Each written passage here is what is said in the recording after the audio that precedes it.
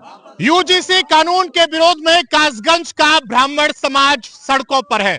आज कासगंज जिले की तीर्थ नगरी सोरो से ब्राह्मण संगठन के तमाम लोग यहां पर एकत्रित होकर कलेक्ट्रेट पर पहुंचे और यहां पर लगातार प्रदर्शन जारी है। तस्वीरें देख सकते हैं, तस्वीरें कासगंज के कलेक्ट्रेट की है। यहां पर जमकर नारेबाजी जो है ब्राह्मण समाज के लोग लगातार करें। सीधे तौर पर चलते और बातचीत करते हैं लोगों से कि आखिर इनकी क्या मांगे और ये क्या कुछ चाहते हैं। सर, क्या नाम है आपका? शरद कुमार पांडे, संस्थापक अध्यक्ष ब्राह्मण कल्याण सभा। ब्राह्मण कल्याण सभा के अध्यक्ष हैं। आज एकत्रित होकर यहाँ कलेक्ट्रेट पर पहुंचे हैं, प्रदर्शन कर रहे हैं, क्या कुछ मांगे हैं? जो सरकार द्वारा सवर्णों के ऊपर यूजीसी जैसा काला कानून थोपा गया है, उसको सरकार तत्काल वापस ले और जो सवर्णों पर अत्याचार बराबर करती आ रही है, वह अत्याचार अब हम नहीं सहेंगे, किसी भी कीमत पर नहीं सहेंगे। सवर्ण अब जाग चुका है। यह आंदोलन यूजीसी के विरोध में है और यूजीसी को किसी भी कीमत पर हम बर्दाश्त नहीं कर सकते। यह सवर्णों पर अत्याचार है, सवर्णों के बच्चों पर अत्याचार है, सवर्णों के बच्चों के शिक्षा के क्षेत्र में उनके साथ खिलवाड़ है और जो हमारी बहन बेटियां हैं उनके साथ, उनके जीवन के साथ भी यह खिलवाड़ है।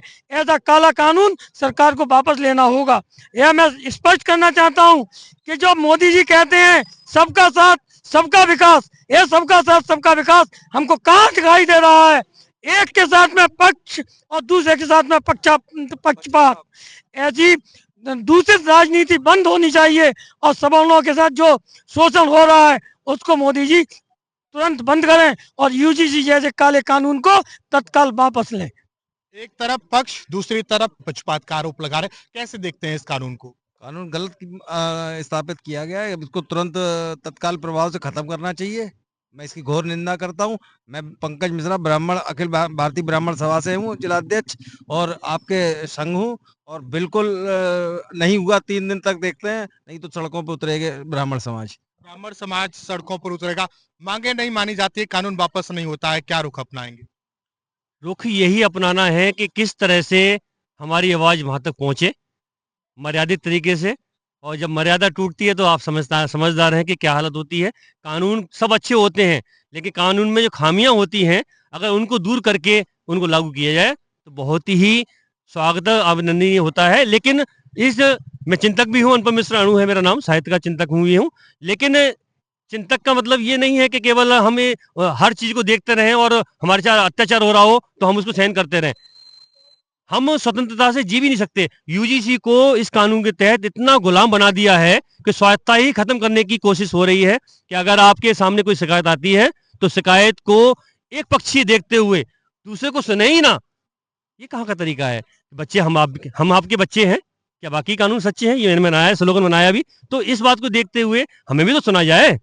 ये थोड़ी ना कि केवल एक पक्ष को सुन लिया, दूसरा पक्ष कुछ नहीं, कितना भी सच्चा हो वो, तो ये तो खिलवाड़ है, ये तो बर्दाश्त किया नहीं जाएगा। और इसका हर जाना, इसका जो दंड होगा इनको भुगतना पड़ेगा। एक जरा से आगामी चुनावों के लाभान्वित होने के लिए अगर ये इस तरह से पक्षपात करेंगे तो आगे जाके इनको दंडनीय अपराध के रूप में शामिल किया जाएगा। और ये चाहे कितने भी श्री राम लेके आ जाए, किसी भी रूप में आ जाए, फिर ये स्वीकार्य नहीं होंगे और फिर इनको हिंद सम्राट की झेलनी पड़ेगी, अंजाम भुगतना पड़ेगा। क्या कुछ कहते हैं इस कानून को लेके? मैं विष्णुकांत तिवारी, सभासद एवं सभासद संघ अध्यक्ष नगर पालिका परिषद सूरों। उससे पहले मैं एक कार्यकर्ता हूँ भारतीय जनता पार्टी का। इससे पहले मैं विश्व हिंदू परिषद, बजरंग दल, एबीवीपी, अखिल भारतीय विद्यार्थी परिषद से हमने इस राजनीतिक अपने कैरियर की शुरुआत की। तो जहाँ अखिल विद्यार्थी परिषद जैसी संस्थाओं को ये लोग चलाते हैं, जहाँ ये विद्यार्थियों के समान अधिकार की बात करते हैं, जहां हमारे योगी जी और मोदी जी सबका साथ सबका विकास की बात करते हैं, जो हमारे माननीय मोदी जी और योगी जी भारत को विश्व गुरु बनाने की बात करते हैं, तो हम लोग जो आज यहाँ एकत्रित हुए हैं, संगठित होकर जो आए हैं, यहाँ केवल ब्राह्मण नहीं है, ब्राह्मण कल्याण सभा का बैनर जरूर है, मगर यहाँ नेकानेक सवर्ण समाज की जातियां संगठित रूप से हैं। जो एक बार बार आप लोग दोहराते हैं कि ब्राह्मण समाज एकत्रित हुआ, ये ब्राह्मण समाज नहीं है। यहाँ वैश्य भी हैं, यहाँ कायस्थ भी हैं, यहाँ क्षत्रिय भी हैं, यहाँ नेकानेक जातियां जो सवर्णों के जातियों में आती हैं, सवर्ण समाज में आती हैं, वो सब संगठित होकर यहाँ आई हैं। और आज तो केवल शुरुआत है इस दमनकारी नीति को जो यूजीसी कानून सरकार लेके आई है। तो इससे समर्थ समाज को गड्ढे में डालने का काम किया है। पहले SC ST आप लेकर आए, हमारा दमन कर दिया, अगर कहीं बच भी गए तो ये ऐसा दूसरा फार्मूला लेके आए हैं। तो ऐसे कानूनों को लाने से अच्छा है कि हमारी सरकार को यह एक नोटिस जारी करना चाहिए कि सवर्ण समाज आत्महत्या कर ले। अगर परेशानी हम लोगों से है तो हम आत्महत्या करना स्वीकार है, मगर जब तक जीवित हैं हम अपने अधिकारों के लिए लड़ते रहेंगे, ऐसे नियमों का विरोध करते रहेंगे। अधिकार खोकर बैठना भी ये महा दुष्कर्म है और न्यायार्थ अपने बंद को भी दंड देना धर्म है। हमने जब न्याय की बात इन्होंने की, राम मंदिर की बात की, सामाजिक समरसता की बात की, शैक्षिक योग्यता की बात की, इस सवर्ण समाज ने यूपी में जो 20% का जनाधार रखता है समर्थन दिया और सत्ता में लेके आए। और जब ये हमारे अधिकारों का हनन करेंगे, हम कोई इनसे विशेष लाभ नहीं चाहते, हम आरक्षण की बैसाखी नहीं चाहते, हम इनसे आज तक कुछ मांगते ही नहीं। जो इन्होंने दिया हम उस हर कानून को समर्थन देते आए, जबकि हम जानते थे हमारे भविष्य के लिए, समाज के लिए, हमारे बच्चों के लिए एक काला अभिशाप है, फिर भी हमने इनको समर्थन दिया। लेकिन अब हमारे संयम को ये हमारी मजबूरी ना समझे। संयमित रहना, संस्कारी होना हमारी जाति का प्रमाण है। हम ब्राह्मण समाज से, हम समाज का नेतृत्व करते हैं, मार्गदर्शक हैं, इसलिए हम मर्यादाओं में ये काम करते हैं। लेकिन जब ये हमारी मर्यादाओं को, हमारे अधिकारों को एक तरफा हनन करेंगे तो ये परशुराम भी बनना जानते हैं, यह सुदामा भी बनना जानते हैं। जब सुदामा बने तो भगवान कृष्ण जो त्रिलोकीनाथ थे उनको 3 लोक को 3 मुट्ठी में दे दिया, और जब परशुराम बने तो जो अनैतिक कार्य करने वाले क्षत्रिय थे उनका दमन भी करके हम लोगों ने दिखाया है।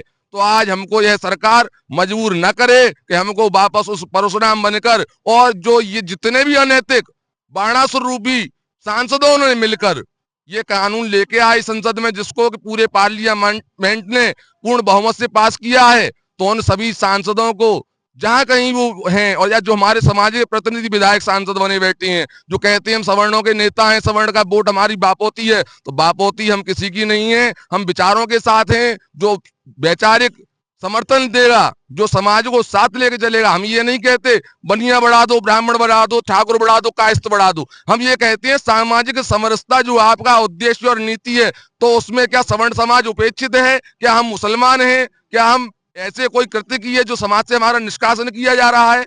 जब सामाजिक समरसता की बात करते हो, सर्व समाज की बात करो, सवर्ण समाज की भी बात कीजिए। हम इस बात से बहुत खुश हैं कि ये BC और SC समाज की बात करती है, वो भी हमारे भाई हैं, हम उनका किसी प्रकार की कोई खिलाफत नहीं करते। मगर सर्व समाज की बात करने, सर्व समाज की बात करने की बात, मैं एक और चीज कहना चाहूंगा, मैं भाजपा का कार्यकर्ता भी हूँ, और मैं आज इस ब्राह्मण कल्याण सभा के बैनर तले ऐलान करता हूं, परसों तक कानून वापसी नहीं हुई तो मैं भाजपा की अपने कार्यकर्ता जो हूं उससे इस्तीफा मैं अपने नगर अध्यक्ष और जिलाध्यक्ष को भी सौंप दूंगा, और आगे इस बैनर तले जो भी मुझसे बनेगा मैं समाज के साथ सहभागी रहूंगा।